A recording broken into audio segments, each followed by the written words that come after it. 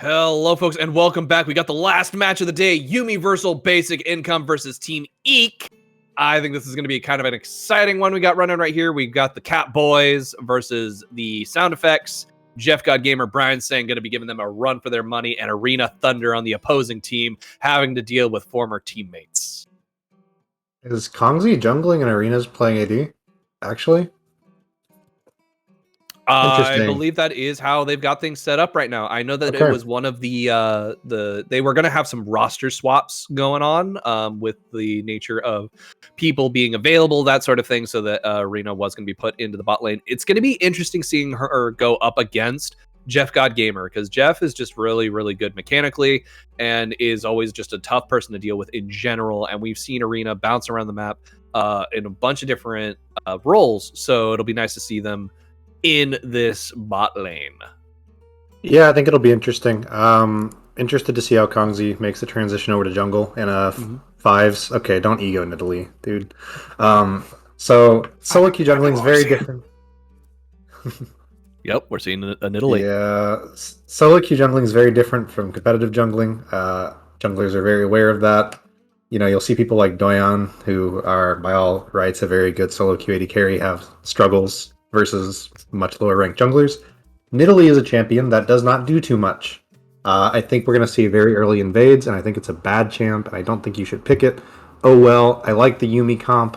It makes a lot more sense. You have the Nocturne that might end up being a flex because they're crazy people, but it's probably jungle with utility monster. He loves that Nocturne. He loves sitting on that champ, just coming out of the Fog of Worm, being all sorts of nightmare for the enemy team. So yeah, and he's had a lot of success on that champion too. I do think that there was a little bit too much focus on the bot lane, taking what Brian's saying's Amumu and Blitzcrank. I think those are two good bans. I don't know if taking away Red's Urgot was the smart choice there, with the idea that you're going to be taking Nidalee. Probably wanted to take away that Nocturne, but we'll see how things end up playing out. We have a Zed pickup for P-Sweezy, which already means that Team EEK has a very squishy comp, a comp that will not do terribly well once the Galio and Nocturne start jumping on them. Yeah, and Maokai hasn't been banned yet, so I think I'd like to see Brian or Red played if it gets through pick ban. I think it's going to make it almost impossible for EEK to do anything. Yeah, no, EEK is got to. Their support and their top laner really need to be some beefy frontliners or someone who's able to just disrupt. I would like to see an Ornn, just because you've got those ornaments, which will give extra power to your assassins that you've got 3 of so far. On the side of Team EEK. Like, I know Ashe isn't technically an assassin, but I think we're gonna see Ornn and Lulu. Omnipresent is an enchanter player, like very thoroughly an enchanter player, and I don't know how well she plays on tanks. I mean, she's a fantastic enchanter player, but I haven't seen any of it in solo queue. So not too sure. Brian Sang plays kind of whatever. Jeff kind of plays whatever. Yumi's very flexible in their picks, right? They have a very good understanding of how to play meta champions, and I'm interested to see. I really hope they pick Maokai. I think that, you know, whoever is available to pick it should pick it, and we're probably going to see an Ornn match into it, unless Red wants to do something weird, which is always possible. Yeah. You know, I honestly, funny enough, I could see Brian saying picking up a Swain with the way things are shaping up here, or taking the Galio away from Civillock and letting him be on Swain duty. Just by the nature of YUBI being YUBI. So it could be something that EEK needs to watch out for. They are taking away the Nautilus and the Olaf again, targeting Brian Sang and Red, 2 players that they have greatly respected in their pick bans, being the only focus. So it'll be interesting to see how that ends up working out for them. The Olaf is just a great choice because of the anti-CC. And then you've got a Poppy ban on the side of YUBI. It feels like they're not necessarily sure what's going to be picked up. Okay. There it is, the Maokai. I think that is a good choice. Does Poppy zone work on Galio is my question, because that may have been one of the reasons why they picked it as a ban. It'll stop his E. Yeah. Okay, so the Aatrox, that's right. Aatrox was banned before Maokai was picked, and so now we just see them kind of waiting on what to choose up there. Red taking Mordekaiser. I like this into Maokai, and not to mention the fact that when these fights start, if any of those assassins show up into his range, immediately death realms them, which means that all of their early damage is going to be gone, and will give the team plenty of time to set up, ready to drop the CC chain that will be gross and disgusting and impossible to get out of, which is Brian Sang's Leona. Yeah, Zed's gonna have a hard time playing this game. You're gonna have to get through Galio. You're gonna have to, if his fortune positions properly, Mordekaiser's just gonna ult you if you ult. Leona's gonna hit you with Q. Nocturne's gonna make everybody go blind. It's gonna be pretty rough. Morgana would be pretty interesting. I think that would solve a lot of the issues that Mordekaiser causes with the Black Shield if you just pop it on Zed before he goes in. Yep, pop it on the Zed, pop it on the Nocturne, or pop it on the Nocturne target. I think that's actually a great choice because while it's not going to stop the damage that Nocturne's going to put out stupidly quickly, it will prevent the fear from going off. So that'll be really nice for Team EEK. But then again, you've also got the CC from Leona, the CC from Misfortune Slows, and the Galio taunts. Like all of those are great targets for Black Shield negation. So I do like the pickup of the Morgana. Again, though, the only thing that worries me about Team EEK's comp is that Nidalee, like you mentioned, I love the Zed, but Nidalee is just another one of those junglers that has healing to sustain and stay in lane or stay in the jungle, but it becomes very, very tricky if you're not able to hit those spears. Yeah, I mean, I think we're gonna see Kongzi probably go red into an early invade. That's usually what you want to do on Nidalee is just one camp and then start trying to invade and hitting spears. Like that. Yeah, like that. Because you can kill somebody on Gromp pretty easily and then put them behind and just try to like continuously snowball off that. The main issue you run into with their composition, right, is like they're very feast or famine. Ashe Ashe definitely falls off a cliff if she's behind, but she still provides utility. Maokai's always going to be pretty useful. Nidalee and Zed, not so much. Whereas you're going to have pretty useful champions regardless of the general game state on UB's team. So I think Team EEK has a very, I don't want to say egotistical, but like very, we're just better than you guys by a lot individually composition. And if that doesn't end up being the case, they just lose because of comp diff. Yeah, it's going to be very, very tricky for Team EEK as this game progresses. Going to be seeing basic top up or bot up clear from Utility Monster. Same thing we see him do every game. After all, it is the Lawlytics approved pathing. Yeah, Nocturne's a fast clear. That little buff, I mean, he was already very, very fast. And with that little buff to his passive, you can clear all 6 camps in under 315, which is crazy. And Kongzi's going red to blue, it looks like. I think they're just going buff. Right? Oh, are they going to invade on Raptors, maybe? Yeah, they're going to invade Raptors. Yep. Yeah, so like I said, Nidalee wants to one camp and then just try to go for invade. And they're going to spot Utility Monster on Krugs. We're going to see what happens here. Because technically speaking, the lanes can respond in time, but Nidalee should be able to get out. Yeah, I think Nocturne's not going to be able to respond in time here as we see the damage already starting to come out. Auto attacks.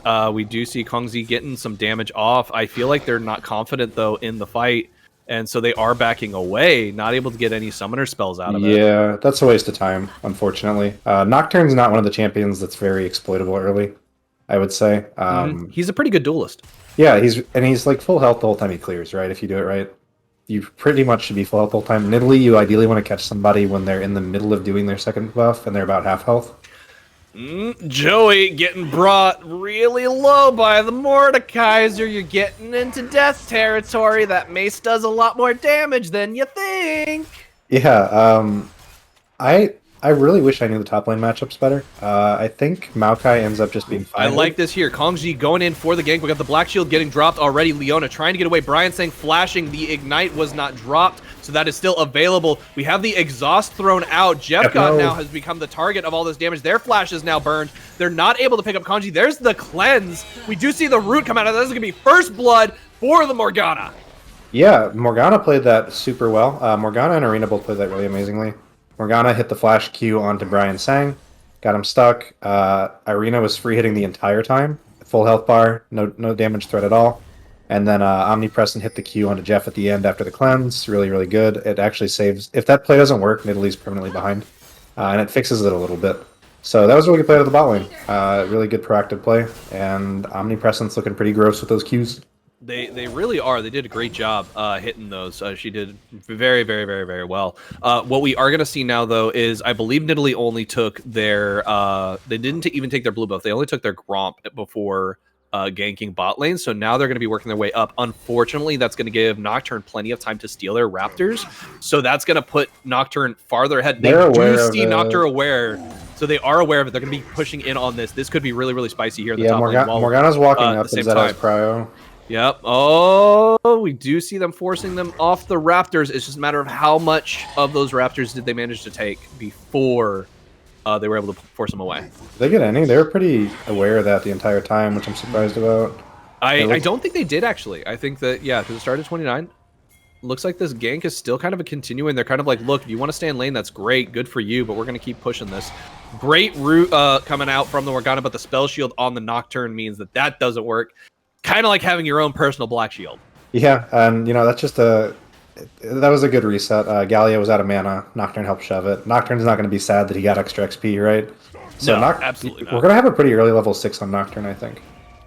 Yes, and I think that's going to be one of the big deciding factors here, because while they are so much farther ahead on Nidalee here, Nidalee did not pick up an assist on that kill in the bot lane, surprisingly. Yeah, Nidalee is, I mean, putting out pretty good pressure, but is definitely going to be a little less useful unless ganks start popping off. I mean, that was a really good gank bot. Pathing's going okay. You're down camps, which isn't ideal, but you're exerting pressure, right? So you got one kill in exchange for a few camps. However, your top lane is suffering a pretty large amount. Red's going to be up like 30 CS after this wave. Mid's even, which is expected a little bit, and then bot has recovered more or less. You got the kill on Morgana, which isn't the worst, but it would have been good to get it on Ashe from Nidalee. It's going to be some nice AP damage, which a lot of these players are not going to be building MR for a bit, so that might help some extra damage in the long run. Yeah, and we have a stopwatch user in the bot lane, which is gross. Morgana is really, really strong right now, I think. I think she's in a great position. At level 6, you can kind of just flash ultimate, and it's really difficult to play around. So, and especially if you have stopwatch when that's up, like, that's pretty hard to mess that play up, and it's a lot of damage. I remember the days of rushing Hourglass just so that you could do that. Yeah, I haven't played support Morgana in a minute, but that was always fun. Just flash ult, Zhonya's. Hex Flash E is gonna miss as the flash comes out from the Ashe. Good reactive flash from Arena. I don't think Brian even threw his E. I think he was in the animation. I heard something, but then the camera swapped. Okay. Yeah, good reaction, but now Ashe probably has to play farther back when you don't see Leona with Morgana's roaming, right?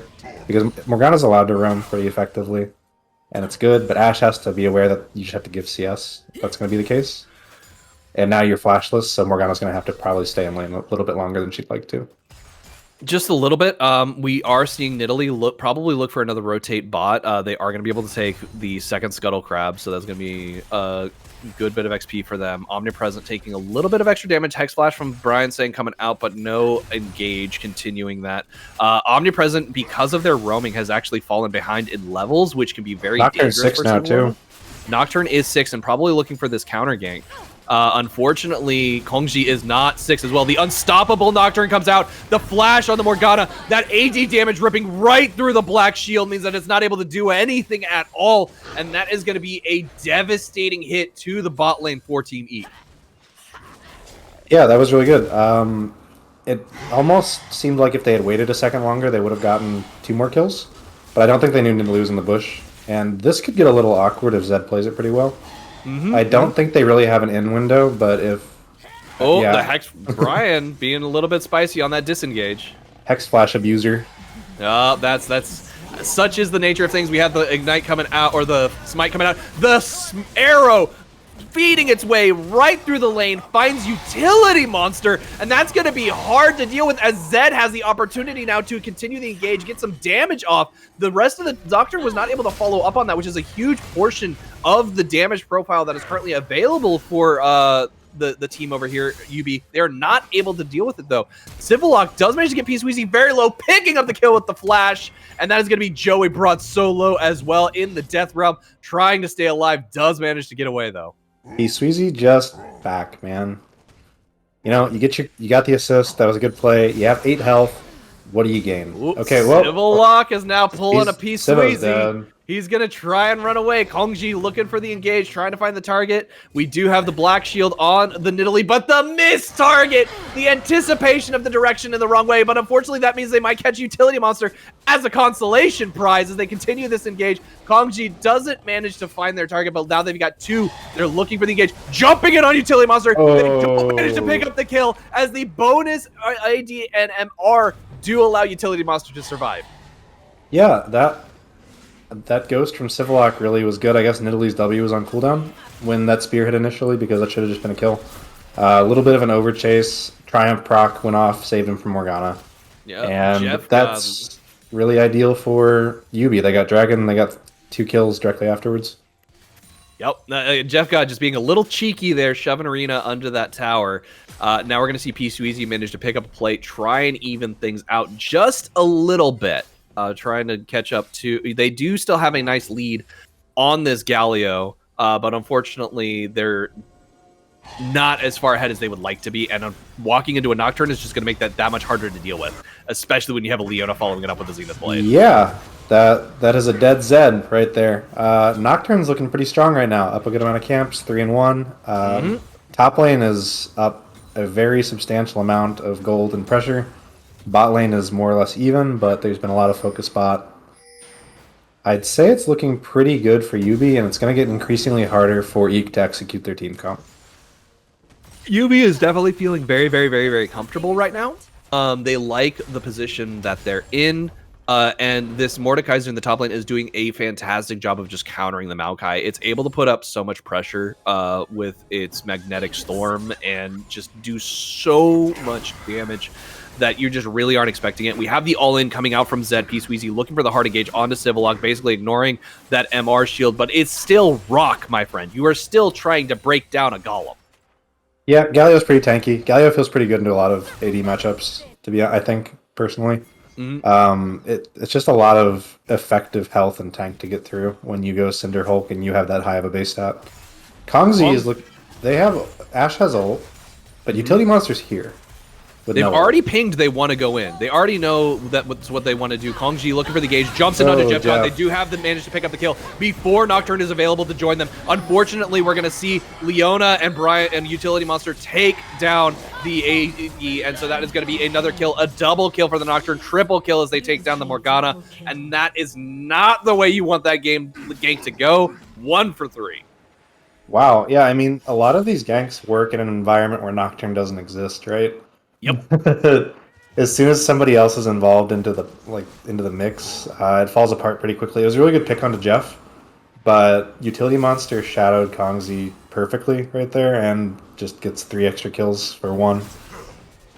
Yeah, and unfortunately, like we've seen before, this Nocturne is a pick that Utility Monster loves and is very good with. We have the Death Realm popping out. Joey is in a nasty spot as there's not a lot he can do inside here. Getting hit by the janky hitbox from the Mordekaiser. That is something you hate to see, and that is going to be a nice bit of damage. First tower falling over to Nocturne, Utility Monster picking up a kill as well for their troubles. Your old teammate, and that is going to be this game slipping through the grasp of Team EEK as YUBI Versal Basic proves why they are the superior economic system. Yeah, Utility Monster, you played with Arena, be nicer. Let Arena get some CS. Come on, you have 7 kills. Don't do that. Top lane, Joey got bonked. Joey's going to keep getting bonked, down 60 CS. And Nidalee can't fix that at this point. Morgana's half. Okay. Things are falling apart a little bit. However, almost all the gold is located on Nocturne and Mordekaiser, right? So, I mean, if you kill the Nocturne, the team fight's going to be a little bit easier, but Nidalee's just so useless, man. I don't know.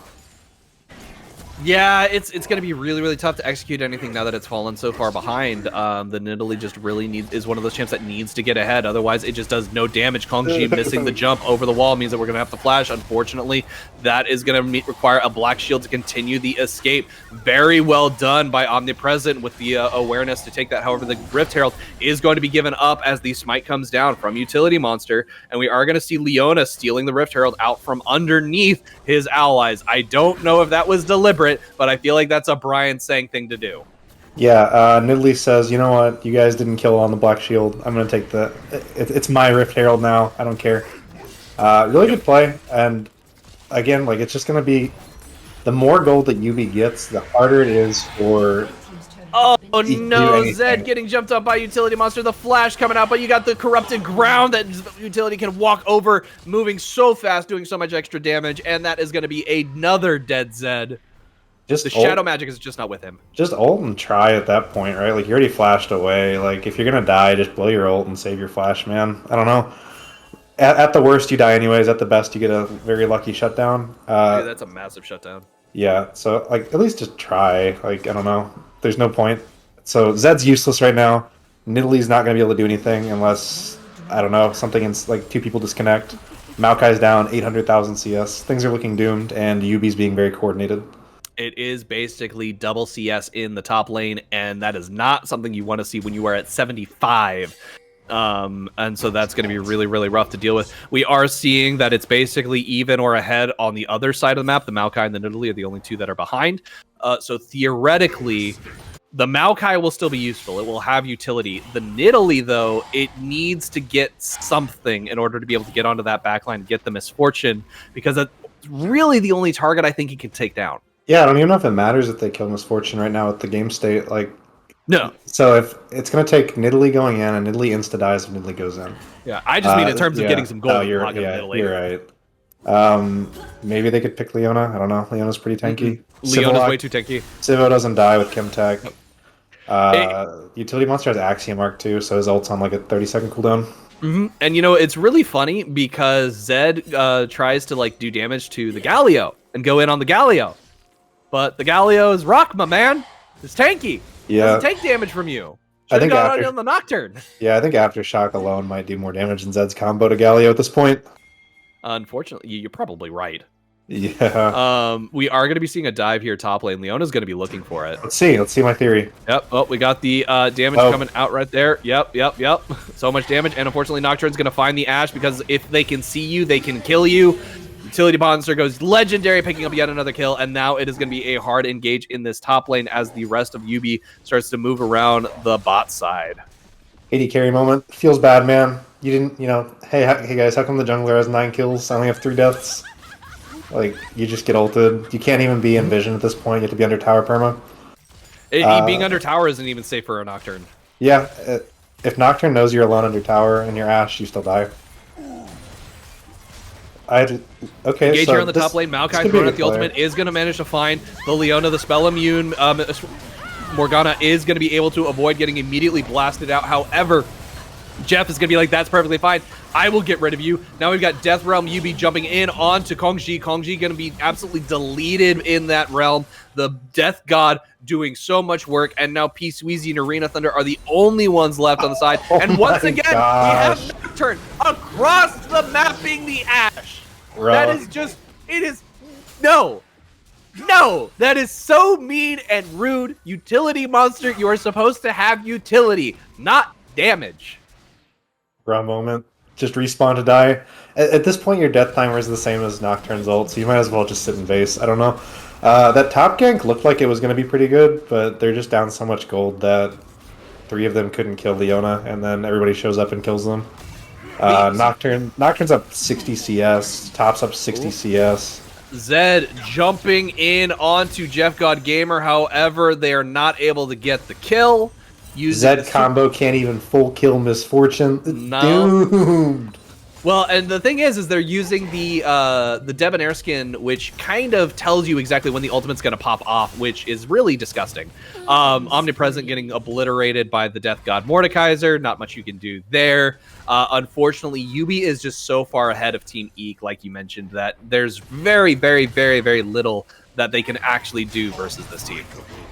Yeah, I legitimately don't see a way that they can win any skirmish or team fight if there's more than just Misfortune standing AFK. And even then, Zed can't kill Misfortune with a full combo, which is rough, dude. I don't know. Hopefully YUBI can be very clean and kind of just end this one, It's time to take him out back, put him down. Yep. It's that sort of situation, unfortunately. One thing I was going to point out earlier is we've been seeing some fantastic sidestepping on YUBI's part, avoiding Omnipresence Q. I don't know if that's just because she's telegraphing them, or if they're just, you've got the reaction times of gods on the side of YUBI because they're just so good at it. Brian saying, taking a decent amount of damage. I think that was like 3 ults that were thrown in their direction, and only one of them found their target. Yeah, and then we have the Leona ult dropped on top of the ADC, and then the Nocturne ult following that up.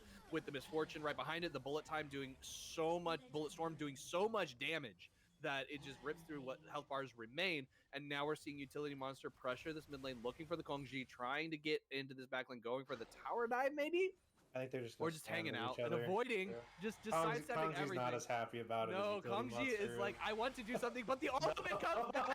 The Axiom arc, just waiting for it at the ace. Oh, dude, you hate to see that. That feels bad, man. Oh, wow. That was some pretty clean taunting, to be honest. That's very demoralizing. That's a good way to tilt the enemy jungler. That's demoralizing and tilting, but honestly fair. If you forget that Nocturne has Axiom, you know that if he's standing there, something's up. He's waiting for something. And it's just that utility, that ultimate cooldown, because it doesn't exist. Yeah, I think it's time to type jungle gap in chat. Fang Over Fang told me that back when he used to play in Mythic, every game he would type jungle gap, and I think this is the appropriate time to type that. Yubi's just running across the map at this point. They really, really are. Ash Arrow goes wide, doesn't find its target. Joey looking for the engage, trying to get something out of this. They want to turn this fight around, get themselves something. They've got 4 on 2, trying to do what they can. The Galio is pushed far enough away. Kongji does manage to survive. Arena taking down Civillock. Brian now trying to run, but unfortunately Leona does not have the movement speed to get away, and they're going to get jumped on right there. Nice route coming out from Omnipresent to continue this engage. The spear fancy feet goes wide, but the fancy feet allow the do not allow Arena to avoid getting the kill. Jeff God, though, does drop the bullet rain, trying to slow down the rest of the allies, and they could be looking for a Baron call here, as it is now a 5v2. It's just a question of, are they going to be able to catch Utility Monster in time? He's going to engage, going straight for the Ash, trying to take them out. They're going to get rooted, taking a lot of damage, but unfortunately they have such a huge health bar. PS Wheezy going in onto Jeff God, but Red is there to death realm him, keeping them safe. They're not. Jeff God is not able to get deleted, and unfortunately we have Nocturne just dismantling the back line. Just for reference, I recently played a Clash game with Utility Monster. Oh my goodness! She almost managed to get away. The pentakill for the Utility Monster. I recently played a Clash game with Utility Monster. He went 0-11 and 2 top lane, so it would have been nice to see this instead. This is just a very dominant performance from, 17 kills in 21 minutes is gross. Top lane's up 100 CS at 22 or 20 minutes. Jeff does a ton of damage. Civillock has 3 KP out of 26, so he's just hanging out. He's having a good time. I don't know. He's just doing Galio things and just kind of hanging out in the mid lane, doing his farming, and just like do. He doesn't really have time to ult. The fights are over before Utility Monster does anything. And I think they're just going to start pushing lanes, and they can probably end in like 4 minutes. Yeah, doesn't need to ult defensively from the Galio, so you would only need to do it to start the fight, but you're usually already started by the time he gets there. And then this turret is just going to fall very, very quickly. We're going to see Misfortune push up the mid lane. Looks like Leona does spot out the Nidalee, so we might be seeing a collapse onto them. Kongji might be in a lot of trouble right there. They are going to lose the Gromp to Leona Zenith Blade. We do see Kongji using the Blast Cone to try and run away. They know that they can't 2v1 that. They don't have the damage to take out the Misfortune. I know it's a moot point at this point, but I don't like Ludens on Nidalee. You usually go Proto Belt or Night Harvester. Proto Belt being the most common, with Night Harvester being the secondary when you go Dark Harvest. Ludens is pretty weird. It doesn't matter, but it's just kind of odd. It may be a bit of an odd choice there. I'm not too familiar with Nidalee. We haven't seen them picked very often lately. We have Omnipresent looking for that Q engage. Doesn't manage to find it. Death Realms Kongji is having to run away from Red and Civillock, just doing everything they can to get away. Not able to. We have not turned ulting somebody in the top lane. I believe it was probably Arena. Does have to go golden under the turret because he's tanking tower. That's 3 tower shots. Does avoid the last one, which would have been the kill. But unfortunately, the tower is going to fall now. Jeff God managing to just rip right through it. Brian saying, looking for the engage. Jeff did tank the tower for the Leona, but it doesn't really matter in this case, as we just see 2 more auto attacks take it out. Next, not inhibitor turret's going to fall. Inhibitors are going to fall. We were probably going to see the Baron push for the end now, as there's very little Team EEK can do, as that's all they're screaming into their mic. I think they get 2 and reset unless they get a good pick right here. Red's up like an absurd amount of gold on Joey. Joey just finished his first item. Red's sitting on 3.5, with one being a Magize, which is funny. Yep, but, with 13 stacks. Yeah, little 13 stacker. And there's the dance spam. He's more or less invincible at this point. Yeah, Utility you just got the Baron siege now at this point. Just those turrets are doing cannon minions doing so much damage to these turrets. Yeah, and utility monster has GA now too, so he can actually just die for fun real quick. Yep. And we are going to see the final turret fall. The rest of the teams are going to engage on this, and that's Nexus getting hit as well at the same time. YUBI looking for those extra kills, trying to pad their KDA, but it's okay. They're just going to take the Nexus out as well, and that is going to be game. Yeah, that's what happens when you draft a stupid comp. I mean, like, Nidalee's, what do you expect, guys? Seriously? Like, good job, YUBI. That was super clean. Utility monster actually popped off like crazy. Everyone, red, super top gap, bot lane played really well despite the pressure. But, like, I mean, that was a foregone conclusion before the game started, right? Like, that was you hate seeing it because you know that when they picked the Nidalee, they're like, oh man, we got a great comp idea for this. We're going to be hard engaged. We're going to go for damage. We're going to be fun. It's going to be awesome. They picked Nocturne. Yeah. Crap. Nidalee's such an ego pick. I don't know. It is. That I can excuse. I like it though. I like ego picks because if you can pull it off, it looks great. Yeah, but you know, NA picked. I'm a little sore on Nidalee just because NA picked it against in Worlds and did nothing with it. It's like, well, if pro players aren't making it work, then we're probably not going to make it work. Sometimes that's just how a cookie crumbles. Yeah, super clean game from YUBI though. Utility monster pentakill. Very clean YUBI pentakill. I think that's probably like the third one this season. We haven't had too many. But still, very exciting, great game. You got anything you want to say before we close it out?